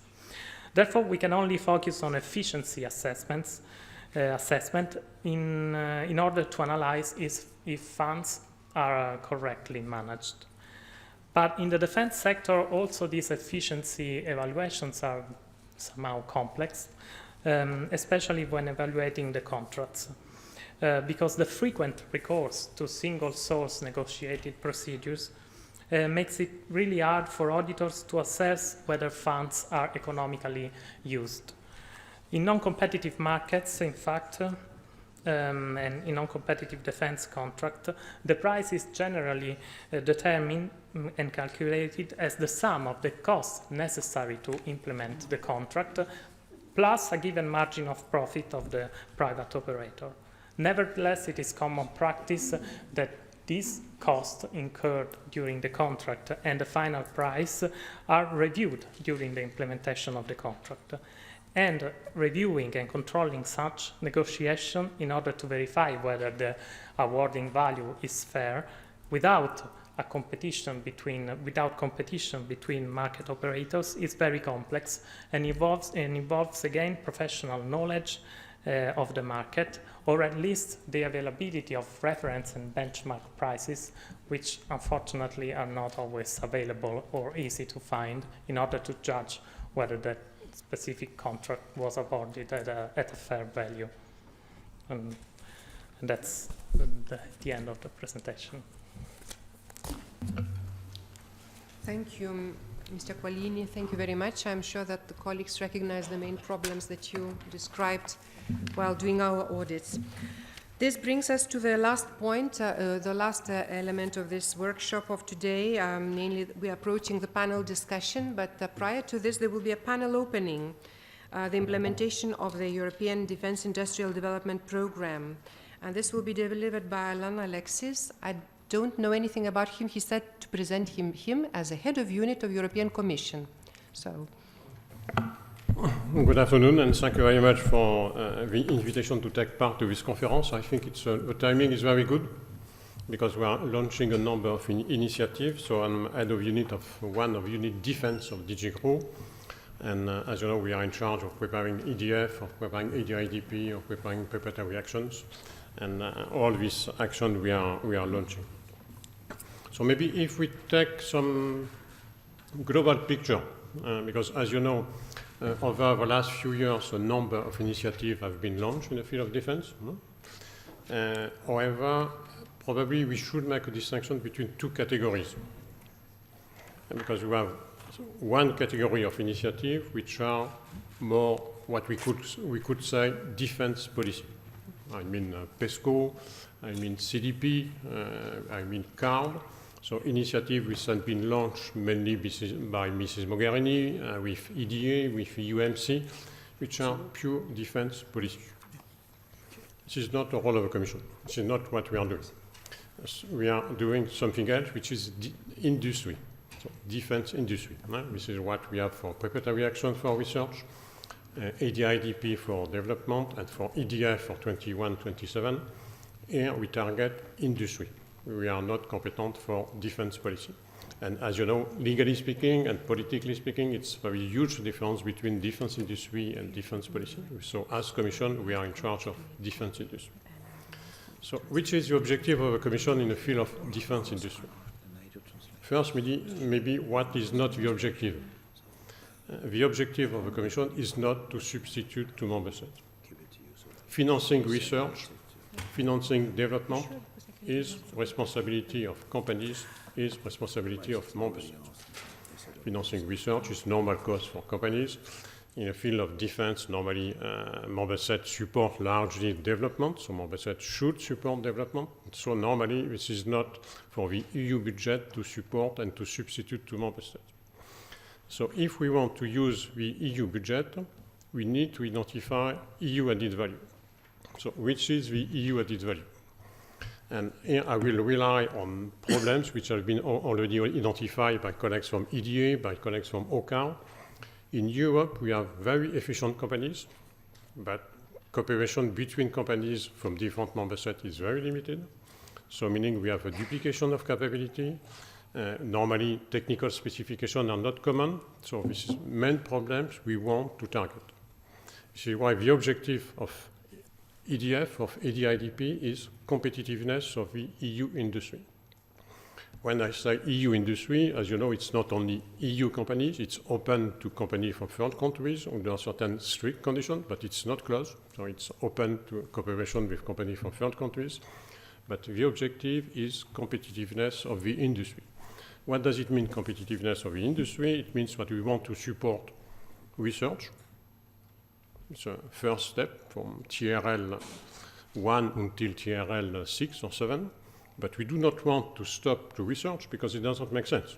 Because the final objective is not to support research. It's at the end of the day, we want capabilities.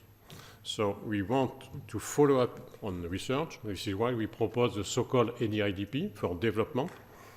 And it's only for 2 years because in 2021 we will have something else.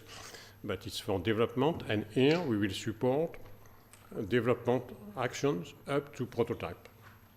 We stop to prototype just because, legally speaking, following the prototypes, we are already in step of procurement. Step of procurement, and legally speaking, we cannot use the EU budget for procurement. It's for member states. But we want to support all the chain for research, from research to development up to prototype. For research, one point on which I would like also to insist is for the first time this year, we will support disruptive technology. It's a first step with a limited budget. But as you know, disruptive technology is probably one of the priorities for the next 10 years. So the first step this year, we will also support disruptive technology. But budget will be much more important in 2021. But already this year, we will support disruptive technology. So in practice, what do we want to support? We will support companies. We will not support member states. It's only companies for ADIDP for these 2 years. For 2021, it could be different because for 2021, we could have so-called PCP, so in cooperation with member states. But for the next 2 years, it will be only companies.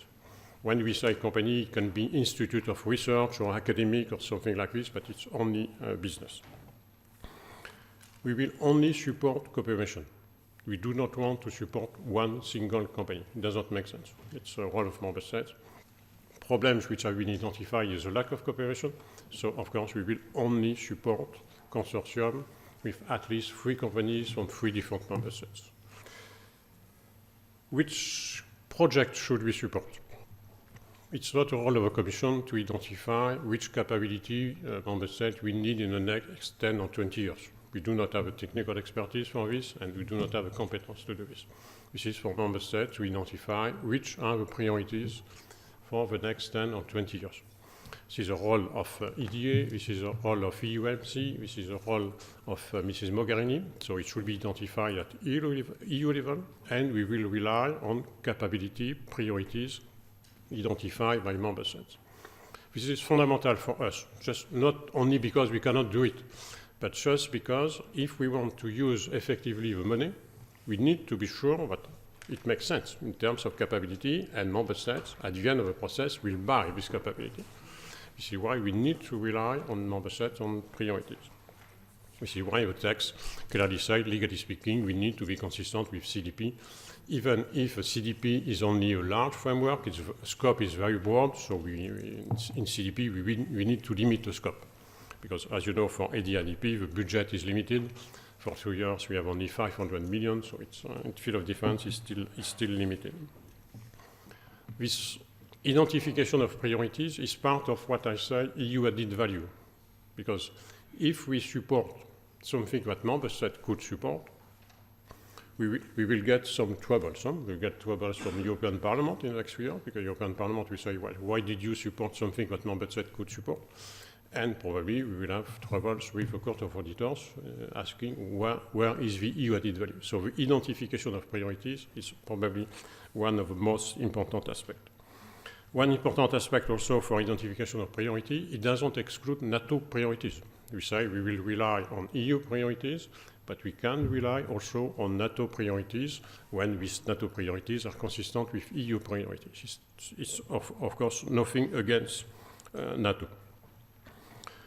Which support for ADIDP, for some actions, for eligibility, for feasibility study, or for design, we can support total cost of the actions.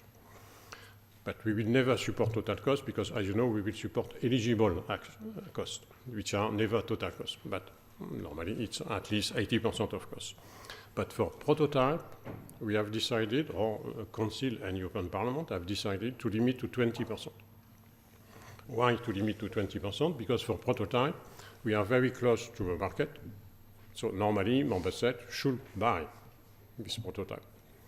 So it doesn't make sense for EU budget to support total cost because member states should be there. When we say 20%, it's 20% without bonus, because we can give bonus for SME, we can give bonus for cross-border SME, we can give a bonus for Pesco project, meaning that at the end of the day, for a consortium, it will be quite easy to get 50% of cost. But we want to keep this 50% because we need to be sure that member states are on board. And the best commitment for having member states on board is they will pay 50%. So this approach for us is very important. Second element is we will ask member states to commit, to give some form of commitment to buy the product at the end of the process. So legally speaking, it cannot be a formal commitment because, of course, it depends on the result of the action, but we will ask member states to sign the document saying that intend to procure, to buy the final product at the end of the process, just to avoid, of course, again, to waste the money, because if we put 100 million on a project, we want, at the end of the day, that member state will buy this project. The last point, which is important on this category, is, of course, we will ask common technical specification. We will never support a project between 3 member states if we cannot reach common technical specification, which is the situation today when we have different products with different technical specifications, no interoperability, clearly something we do not want. Well, we will say to member states and to companies, you need to reach common technical specification, otherwise it's not necessary to send your proposal to the Commission. And it's, we will never accept. So in terms of process implementation, how does it work? So for ADIDP, for the next 2 years, it is a community program. It's important to underline it's community program because it's new in the field of defense. So it's not like intergovernmental business, it's community, meaning that it's a regulation adopted not only by the Council but also by European Parliament, which is something totally new for member states. And when we discuss with the Council, as you know, we have a so-called trilogue where we put 3 institutions together to reach an agreement.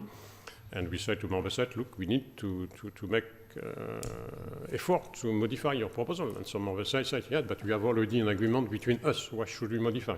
Well, you need to modify because it's not for you to decide, it's for you and European Parliament. And this is totally new in this domain because it's a community program and we will use the EU money. So it's a fundamental difference.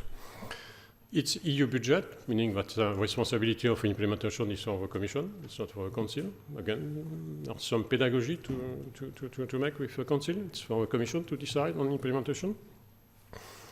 Since it's EU budget, there is a strong role for the European Parliament, particularly when we discuss a work program, what we should put in a work program, because as you know, the main document is a preparation of a work program, and member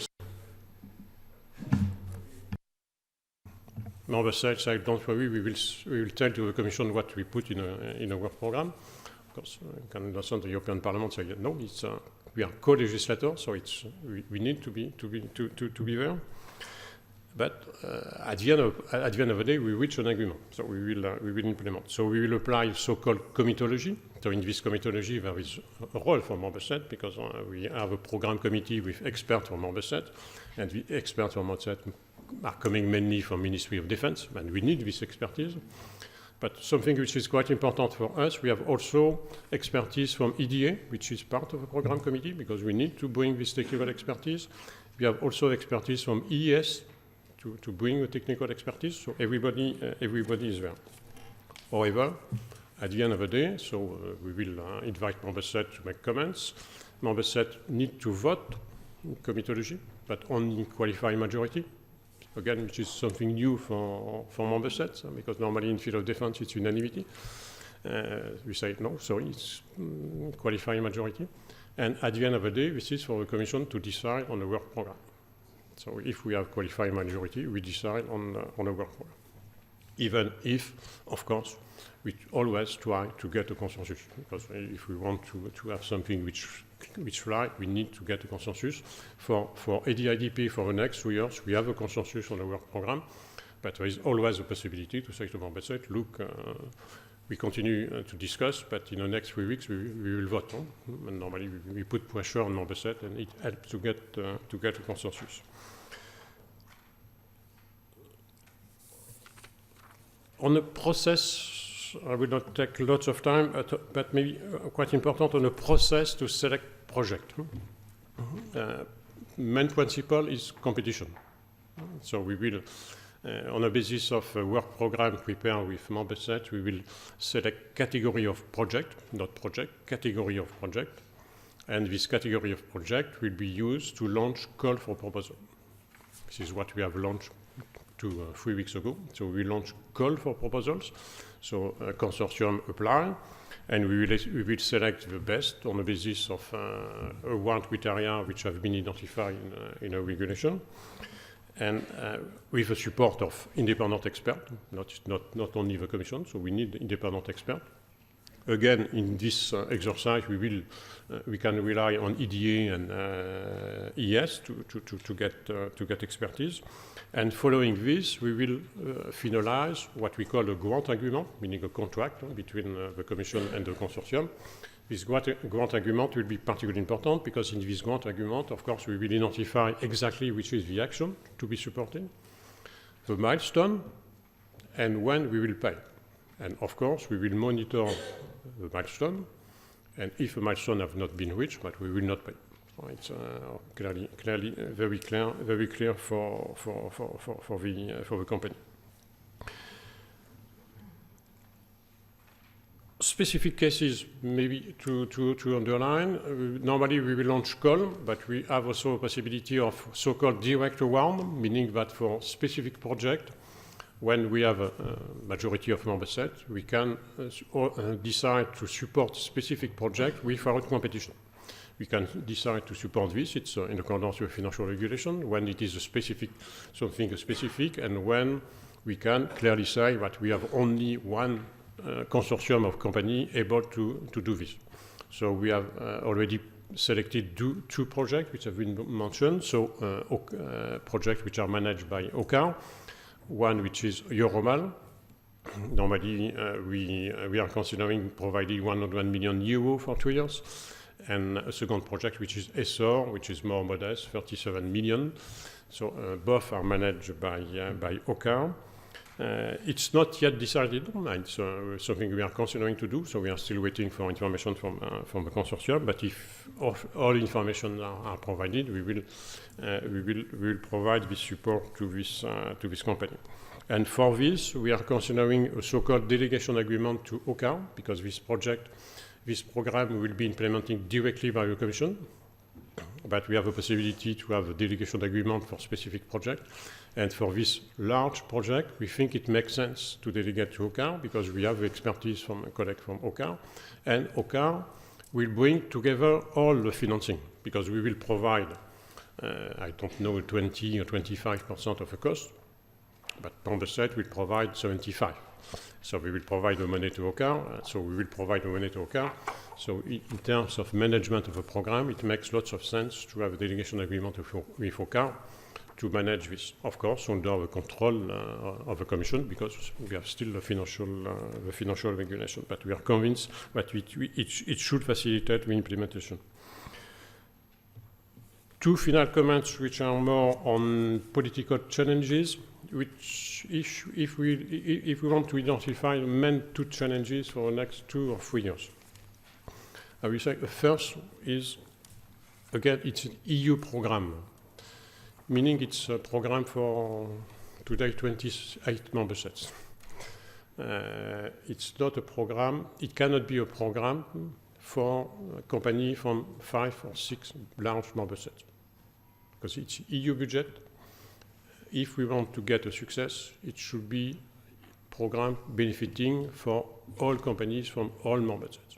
So we cannot say it will benefit to all companies because it's part of a competition, but it means that when we prepare a work program, we need to have a work program corresponding to EU priorities, but work program giving a possibility to companies from all member states to apply. Because if we limit this to large projects, I think we are dead. Because we cannot imagine 28 member states supporting with the EU budget something for only 5 large member states. Yeah, it's part of a challenge. I think we can manage, because EU defense is not only for large companies. We have lots of SME in Europe which are very good. Let's take the example of cyber defense. Normally we have SME which are very good, so we can provide something, but it's a responsibility of the Commission to prepare a so-called good work program. Second element is specificity of defense, of course. We are dealing with defense, we are not dealing with cars or shoes. And what does it mean? We will have, it has already discussed, classified information, so it's a challenge. It's very sensitive. Here we cannot take any risk. If we take a risk, we are done. So we cannot take any risk. It will be a challenge. Second element, we need to have a close cooperation with all parties involved. Again, EDA, ES, UMC, because we have the expertise and to manage this. And last point on classification of information, we need also to take into account specificity of defense, particularly regarding development, because development member states will be involved. So we see why a couple of weeks ago the Commission has adopted a specific decision on EU CI, on classification information, saying that for this program, companies and member states will have 2 options. First option, member states involved in the action could classify, could decide to classify, so they will set up a so-called PSI, a program specific to classify, but it will be done by member states on the basis of national law. So criteria will be decided by member states. We have no problem with this. The only condition is, of course, classification by member states is without prejudice to the possibility for the EU to get all the information which are necessary for the implementation of a program, because we could not accept member state saying, look, we are sorry, it's classified, we cannot give you the information for monitoring. For monitoring, the EU, so meaning the Commission, but also the Court of Auditors, could have access to all necessary information. If member states do not want to classify, the Commission will classify in accordance with the EUCI, and of course it's a standard approach of a Commission, and again, it will be on a need to know, but it will not be a problem for having access to this information. This point is very sensitive for member states, because not only because it's defense, it's classification information, it's very secret, but when we classify, if the EU classify, what does it mean? It means that when member states want to export a final product, they cannot export without asking the authorization to the Commission, because the Commission has classified. And you can imagine politically sensitive, but I'm sure we will manage. Thank you very much. Thank you. And I'm looking desperately at the watch, and I think you will agree with me that we can't afford a full-fledged panel discussion, that's clear. So let's go for an energetic, very quick question and answer session with the panelists. And I leave us now, take us in the hands of Madame Bettina Jakobsen, the Danish member of the Court of Auditors, and she's a Dean of Chamber 3, dealing with the subject of the day, external action, security and justice. Please. Thank you, Geile. And I would like to start by saying thank you to all the speakers of today, from IBAN, European Parliament, OCCAR, Athena, EDA, and the European Commission. And I think an applause is required to these very interesting interventions that we've been presented for. So, yeah.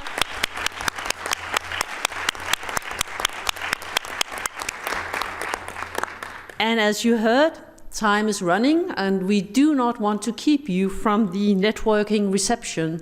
So we have decided that instead of a panel discussion, you will have the opportunity to ask questions to the speakers here. So I'm looking who will be the first to ask a question. Now it's up to you. Yes, we have a question down here. The question, I thought of this question while listening to the presentation of Athena, but maybe it's also suitable for tomorrow, as I see now the program, is about publication of audit results. I mean, we can see in NATO's webpage or in the Council's webpage a lot of publication, a lot of published data about the audit results when it comes to compliance and financial, for both civil budget in NATO, military budget, but there are not so many things, if any, concerning military operations and deployed military operations. So I was wondering what is the balance between the right of the EU or NATO members or NATO countries taxpayer to know how these monies are consumed, and on the other hand, the security threats or any political manoeuvration threats or whatever. So what I would like to share, I was interested in your views concerning the publication of this whole audit process. Thank you. Thank you for the question. I think Mr. Alexis has a point of view on that. Clearly something which is difficult, and we do not have a definitive view. We are working on it. We need to find a balance between, of course, transparency and defense. And as you know, it's difficult, because one can be published or not. If we have something which is classified, reply is very clear. It's no publication. It's classified, so it's only for people having security clearance and only on need-to-know basis and so on. So, but even if it is not classified, if you put on the web that you are conducting research on a specific aspect, specific action for a specific product, for your enemies, it's already very interesting to know. Because if you are conducting research on this specific problem, it means you have a problem. What should we publish? Personally, I think we need to be very strict. This is why we are very strict, for instance, when we have requests for access to document. It's part of the problem, and we receive lots of requests for access to document on the basis of EU regulation. Which document could we give? We have lots of hybrid attacks, and for hybrid attacks, it's not classified information. No? It's information which isolated is probably not so sensitive, but when you bring together not very sensitive information, it can be sensitive. So this is why I think in the field of defense, we need to accept not to be very transparent. But again, it's not a definitive position. It will be, I think, a long process. Thank you for that. And Mr. Metzger? Thank you. Well, I would say that the North Atlantic Council has decided, an explicit decision, to disseminate all of IBAN's report to the public, except for those that are, of course, classified, but we very seldom issue classified reports.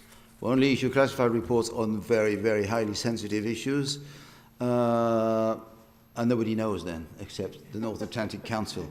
But the nations know, the delegations know, they can be questioned by the parliaments, because parliaments could ask the delegations of the Ministry of Foreign Affairs or Ministry of Defense on the production of IBAN. Now, as Mr. Alexis said, we also try to keep a balance between the security interest of nations and the need for transparency.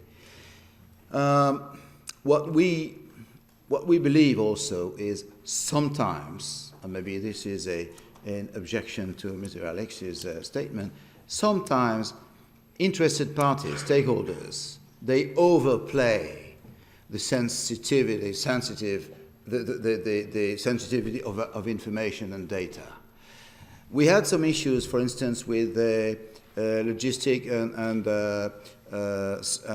procurement agencies of NATO, where the agencies went to council with the argument that disclosing the financial statements in full would give information to the competitors, for instance, to Boeing against Airbus or whatever.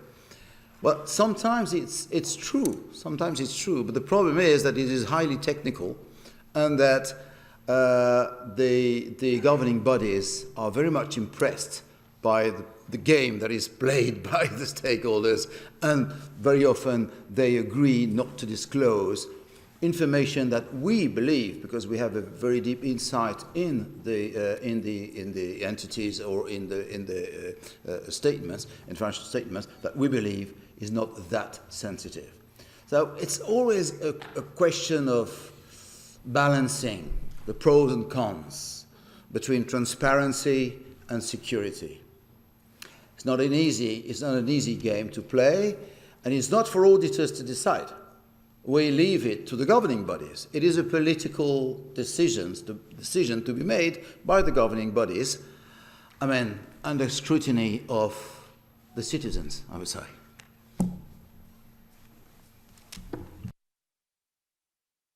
Thank you for that. Yes, we have a question here, and then you, and then over there. Yes? Staying on the same topic but taking it to a bit lower level, Kim from the code during presentation and also auditor of Athena mentions that auditors have problems with security clearance, getting information which is classified.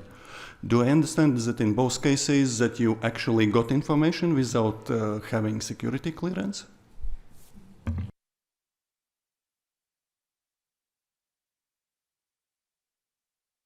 Sorry, I didn't get the final part of the question. In your presentation, you mentioned that one of the problems when you were practically doing audits was getting access to classified information, meaning that auditors had to have security clearance and it takes time. How did you resolve? Did you get access to documents finally without having security clearance, or how did you work around it? No, of course we couldn't get access to confidential documents and information without the security clearance. So basically we had to wait or to reduce the number of members participating in the audit team, waiting for the interested member to receive the clearance. So since the college is subject to a lot of turnover because member comes in and goes out, every time we have to start from the beginning, and instead of being 6, we end up being 4, 3, 2, and of course it has an impact on the audit activities, but of course we cannot breach the confidentiality limit. And Kim from the court? In our case, they were only classified as EU restricted, so which is the lowest level, so we did not need security clearance. They brought the documents to Luxembourg to the secure room of the Commission, which means you cannot take in your computer, you cannot take in your mobile phone, and you can only read the documents. Okay, thank you for the question from a representative from the European Commission. I have 2 questions up here. Could you just say which organization you're representing, please? I come from the Italian Defense General Staff, and I would like to do a question for the director of OCCAR. In particular, if in the future could be included in the list of projects a military infrastructure, or if in the past there were some cases and what could be connected with audit, because the national code are so different for what concerns procurement of infrastructures. Okay, thank you for the question. As always, the answer is yes or not. Normally, we focus on defense procurement, systems procurement, and you have seen the portfolio that we have in OCCAR.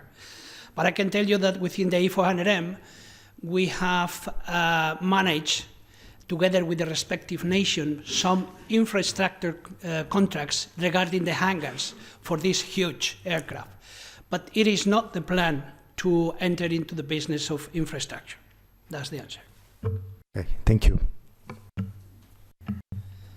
Thank you. And then I had a gentleman behind you. Yes, thanks a lot for this presentation. My question is for Mr. Alexis. It's about the innovation, the research and innovation policy that is expected to be financed in the field of defense. When we look at actually our mirror that could be the US, at the end of the process of financing an innovation project, there is a public procurement for innovation, usually from the defense agency. And this is a way to ensure that the intellectual property rights and also the expectations of the results remain within the nation. And this is quite sensitive in the aspect of defense. So I wanted to ask you how you will prevent that you finance, for example, a research and innovation project in SME or in a startup, and this research and innovation project ends in the hands of someone else because this company is purchased either by the US or by Chinese. Thanks. Sorry, you are representing which organization? I work at the court, so I'm from here.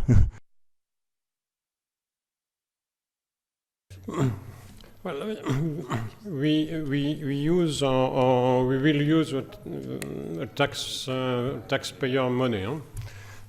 So we use EU budget, because with EU budget, I think the objective is to support the EU industry, mainly the EU industry, so competitiveness of the EU industry. The objective is not to support competitiveness of the Chinese industry. on top of that, in field of defense, it will be difficult to justify. So this is why we propose this strict approach. And as you know, the Commission was still stricter, because when the Commission proposed something which clearly say what it's only EU company and basta. And following discussion, the European Parliament and the Council decided to open and to give a possibility of cooperation under certain conditions. But if we support research for SME, and following this, SME is transferred to China, IPR is transferred to China, clearly something we cannot accept. So we will monitor, and when we are informed, we will ask to reimburse the EU money. It will be an infringement of a grant agreement, and we will say to companies, sorry, but we need to reimburse the money, because we cannot accept to transfer this to a third country. It doesn't mean, of course, that member states alone cannot do it. No? Member states, with their own money, we do what we want. But with EU budget, we think we need to be strict. Thank you, and Mrs. Gomez, and then the last question up here. There was a gentleman here, but Mrs. Gomez first.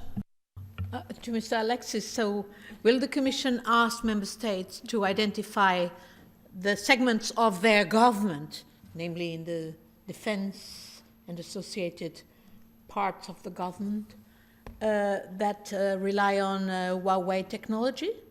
Because according to Huawei, all the data that they collect will have to be stored in China, and it's not for nothing, of course. Will you also require the member states who, for instance, demand non-publication of audits that indeed they certify that they don't have suspicious partners involved in their governance structure? Normally, well, we are dealing with member states, so we need to trust member states. Because if we cannot trust member states, we need to stop. So if there is a problem, we will see. But as a matter of principle.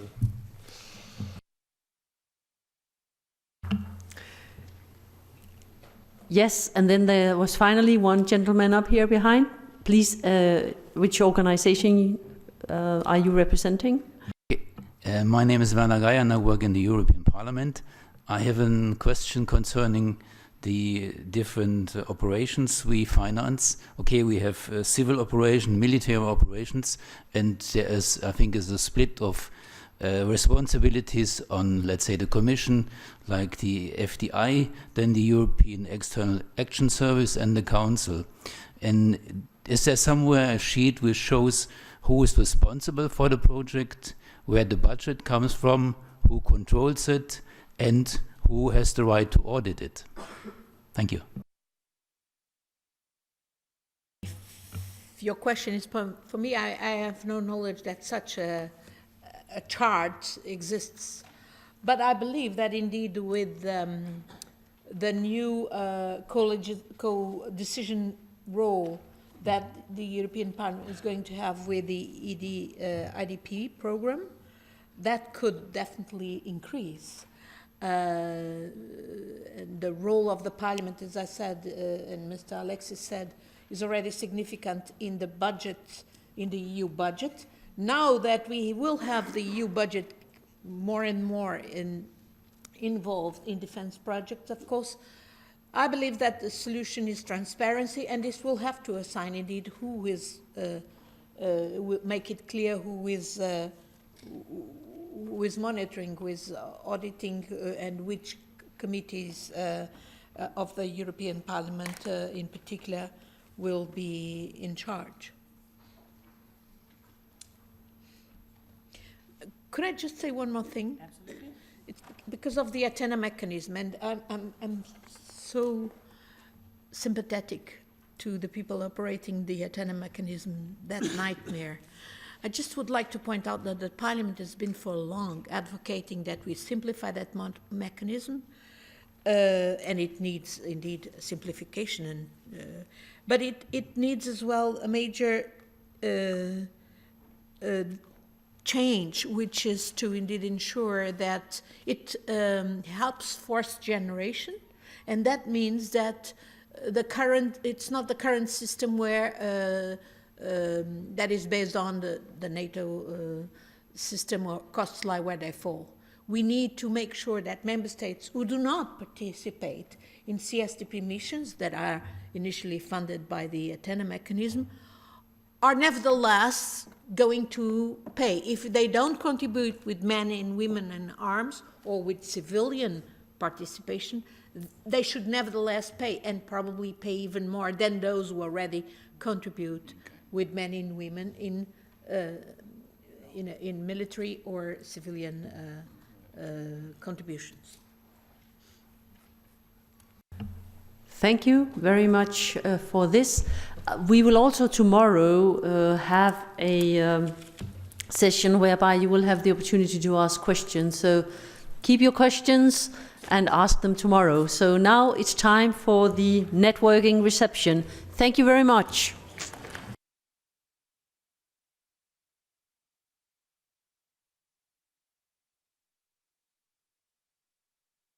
Go for it. One additional word. I must apologize for delivering my introductory statement in French. It was my mistake. I thought it was interpreted. So probably many of you did not catch a word of what I said. So, that's not a problem. That's not a problem, of course, because probably you don't care, but you will get the translation together with the overall documentation of the seminar. Thank you.